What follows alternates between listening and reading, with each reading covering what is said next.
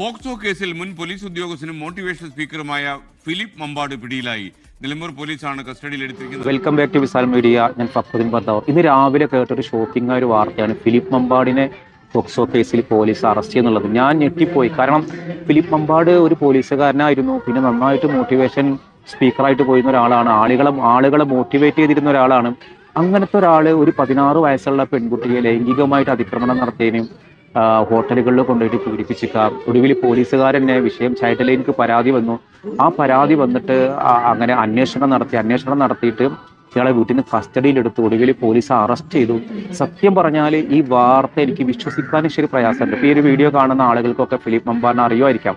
ഒരു പക്ഷേ നിങ്ങളുടെ വാട്സപ്പുകളിലോ മറ്റെവിടെയെങ്കിലും ഫിലിപ്പ് മമ്പാടിന്റെ അടിപൊളി മോട്ടിവേഷൻ സ്പീച്ച് വന്നിട്ടുണ്ടാവും. അത്തരം ഒരാൾ സ്കൂളുകളിലൊക്കെ ചെന്ന് കഴിഞ്ഞാൽ എല്ലാവരുമായിട്ട് നല്ല സൗഹൃദമുള്ള ഒരാൾ ഇത്തരം ഒരു കേസിൽ പോയി പെടും. അതും ഒരു 16 വയസ്സുള്ള പ്രായപൂർത്തിയാവാത്ത ഒരു പെൺകുട്ടിനായിട്ട് ഒരു ബന്ധം ഉണ്ടാവാം. അതൊരു കേസിലാക്കപ്പെടുക എന്നുള്ളത് പെട്ടെന്നത് കേൾക്കുമ്പോൾ ഒരു വിശ്വസിക്കാനൊരു പ്രയാസമുണ്ട്. എന്തായാലും 1% ഇയാളുടെ കയ്യിൽ നിരപരാധിത്വം ഉണ്ട് എന്ന് കേൾക്കുമ്പോൾ അതിന്റെ കൂടെ നിൽക്കാനൊക്കെ താല്പര്യം. സാധാരണ പോക്സോ കേസ് വന്നു കഴിഞ്ഞത് കൊണ്ട് മാത്രം എനിക്കൊരു വീഡിയോ ഇടാൻ എനിക്കൊരു താല്പര്യമില്ല. കാരണം ഒരു പക്ഷേ നിരപരാധി ആയിരിക്കാം. ഇവിടെ ഞാനത് വീഡിയോ ഇടാൻ കാരണം ഫിലിപ്പ് മമ്പാടിന്റെ ഫോട്ടോ വെക്കാനും കാരണം ഇയാൾ അപഹസിക്കാൻ വേണ്ടിയിട്ടല്ല. കാരണം ഫിലിപ്പ് മമ്പാട് എന്ന് പറയുന്ന ഒരു പേര് കേട്ടാൽ തന്നെ അറിയാത്ത മലയാളികളില്ല. പ്രത്യേകിച്ച് മുസ്ലിം കമ്മ്യൂണിറ്റീനെ ഭയങ്കര സപ്പോർട്ട് ചെയ്യുന്ന ഒരാളാണ്. ഒരുപാട് മുസ്ലിം മമ്പാട് പോലത്തെ ഒരു പ്രദേശത്ത് വന്ന് ജോലി ചെയ്തിരുന്ന ഒരാൾ പിന്നീട് പോലീസ് സേനയിൽ നിന്ന് അയാൾ വിരമിച്ചു കഴിഞ്ഞിട്ട് ഇപ്പോൾ അയാൾ പോലീസുകാരനൊന്നും അല്ല. അപ്പം അങ്ങനെ മുസ്ലിം കമ്മ്യൂണിറ്റിയോട് ഭയങ്കരമായിട്ട് സൗഹൃദം കാണിച്ചിരുന്ന ഒരാൾ, എല്ലാവരുമായിട്ട് ഭയങ്കര ഇൻടാക്ട് ചെയ്തിരുന്ന ഒരാൾ. ഒരുപാട് വിദ്യാർത്ഥികൾക്ക് ഇപ്പം ഇന്ന് 15 മണിക്കൂർ മുമ്പ് വരെ അയാൾ സോഷ്യൽ മീഡിയയിൽ വീഡിയോ ഇട്ടിരുന്നു.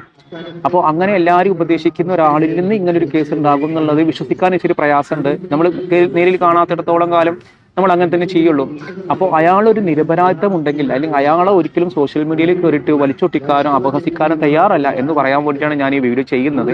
തെറ്റുകാരനാണെങ്കിൽ കോടതി കണ്ടെത്തി ശിക്ഷിക്കട്ടെ. അതിനു മുൻപ് നമ്മൾ അയാളെ ജഡ്ജ്മെന്റ് ചെയ്യാൻ പാടില്ല. അങ്ങനെ പാടില്ല എന്ന് പറയാൻ കാരണം, നിങ്ങൾ വിശ്വസിക്കുന്നുണ്ടോ ഫിലിപ്പ് മമ്പാടിന്റെ കയ്യിൽ ഞങ്ങൾ തെറ്റുണ്ടാകുമെന്നുള്ളത്? ഫിലിപ്പ് മമ്പാട് മാസവുമായ ആളായതൊന്നും കൊണ്ടൊന്നുമല്ല, പക്ഷേ അദ്ദേഹത്തെ അറിയുന്ന ആളുകളെ വിശ്വസിക്കുന്നില്ല എന്നുള്ളതാണ്. ഇതിന് കേസിന്റെ സംഭവം എന്താണെന്ന് വെച്ചാൽ ഈ 16 വയസ്സുള്ള പെൺകുട്ടിയാണ്.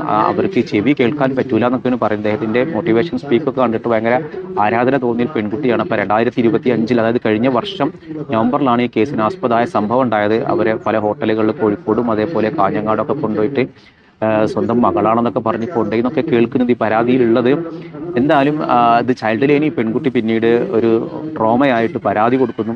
ആ പരാതി കൊടുത്തതിന് ശേഷം എന്തുണ്ടായി, അവർ പോലീസിൽ ചൈൽഡ് ലൈൻ ഇത് അന്വേഷിച്ചിട്ട് ഇത് നിലമ്പൂർ പോലീസിന് കൈമാറി. ഇയാൾ ഇപ്പോൾ അവിടെയാണ് താമസമുള്ളത്. അങ്ങനെ പോലീസ് ആദ്യം ഇയാളെ കസ്റ്റഡിയിലെടുത്തു. ഇപ്പോൾ ഇയാളെ അറസ്റ്റ് ചെയ്തുള്ളത് ഭയങ്കര ആഘോഷമാണ്.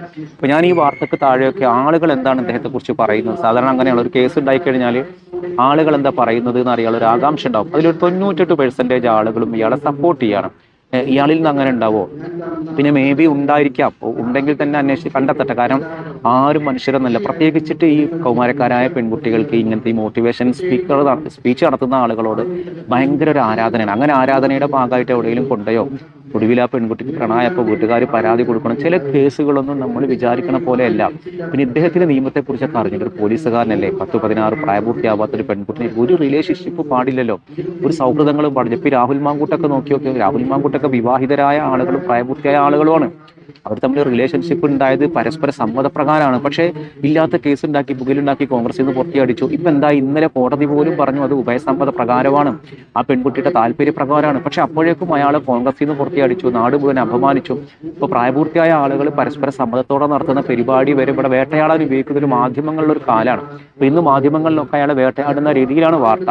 എന്തായാലും വിസാൽ മീഡിയ അവരെ വേട്ടയാടാനില്ല. ഫിലിപ്പ് മമ്പാടിനോട്ട് ഞാൻ നേരിട്ട് സംസാരിച്ചിട്ടില്ല. 1-2 തവണ മെസ്സേജ് അയച്ച ഒരു കണക്ഷൻ മാത്രമേ എനിക്കുള്ളൂ.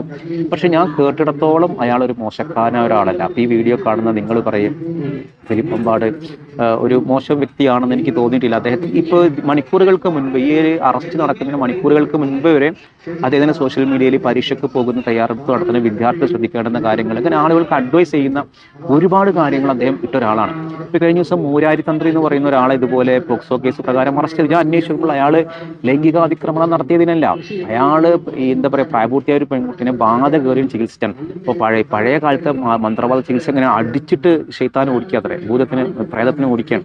അങ്ങനെ അടിച്ചടിച്ചിട്ട് പരുവായി ആ പെൺകുട്ടി ചോര തുപ്പി എന്നൊക്കെ കേൾക്കണം. അപ്പോൾ പ്രാകൃത ചികിത്സക്കാണ് കേസ്. പക്ഷേ അത് പ്രായപൂർത്തിയാവാത്ത പെൺകുട്ടി ആയതുകൊണ്ട് എന്തായി, അതൊരു പോക്സോ കേസും കൂടി വന്നു. പിന്നെ അയാൾ എപ്പോഴും തുപ്പിയൊക്കെ ഇട്ട് ഖുർആനായത്ത് ഓതലും മുസ്ലിം പാട്ട് പാടലൊക്കെ ഒരാളായതുകൊണ്ട് തന്നെ അയാൾക്ക് ആ രീതിയിൽ ഭയങ്കര എതിർപ്പുണ്ടായിരുന്നു. അപ്പൊ ആ എതിർപ്പിനെ അങ്ങോട്ട് ആഘോഷിക്കപ്പെട്ടു. നാട്ടുകാർക്ക് അയാൾ കൊണ്ട് ഓട്ടോ ഓടിക്കുന്ന ആളാണ്, ജ്യോതിഷം ഒക്കെ ആയിരിക്കാം. അയാൾക്ക് ഈ രംഗത്ത് കഴിവുണ്ടായി, അയാൾ അതുകൊണ്ട് ജീവിക്കട്ടെ. പക്ഷെ അയാൾ ചെയ്തൊരു തെറ്റെന്താണ്? പ്രാകൃത ചികിത്സ.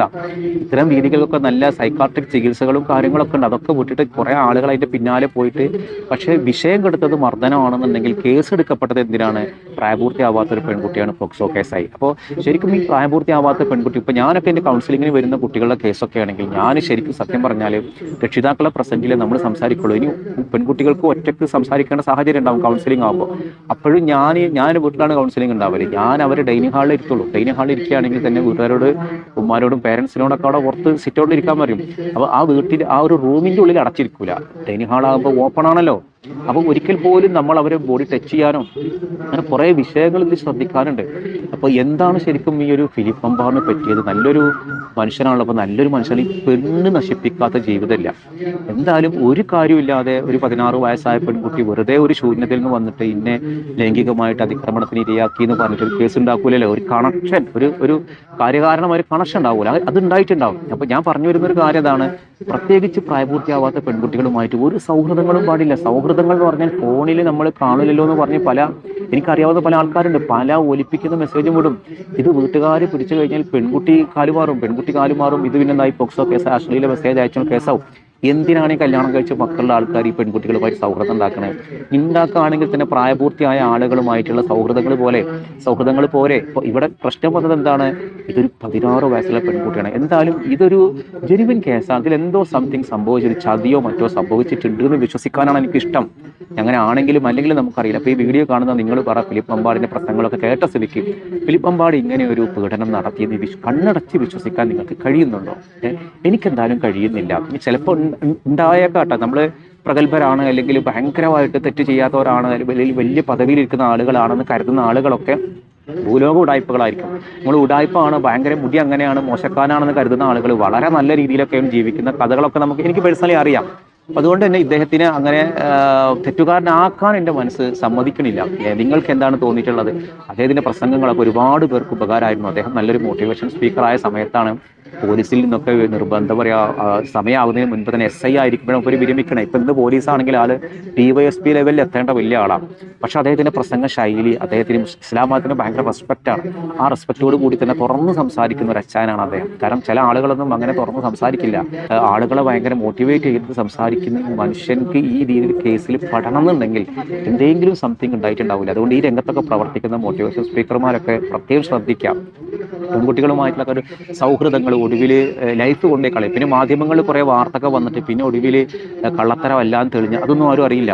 ഒരു അധ്യാപകൻക്കെതിരെ ഒരു പെൺകുട്ടി കേസ് കൊടുത്ത് എനിക്കറിയാം. ആ അധ്യാപകനെ അവർ ഉപദേശിച്ചതാ. പക്ഷേ പോക്സോ പ്രകാരം ആ പെൺകുട്ടീനെ ലൈംഗികമായി അതിക്രമം ശ്രമിച്ചു എന്ന് പറഞ്ഞ് കേസ് കൊടുത്തു. ആ കേസ് കൊടുത്ത പെൺകുട്ടി, ഞാൻ ആ വിഷയം പിന്നീട് ഞാൻ വേറെ വീഡിയോയിൽ പറയേണ്ട, ആ കേസ് കൊടുത്ത പെൺകുട്ടി പിന്നെ ആ അധ്യാപകർക്ക് വേറെ മാർഗ്ഗമില്ല, അതെ പണം കൊടുത്ത് ഒഴിവാക്കാൻ. കാരണം പോക്സോ കേസാണ്.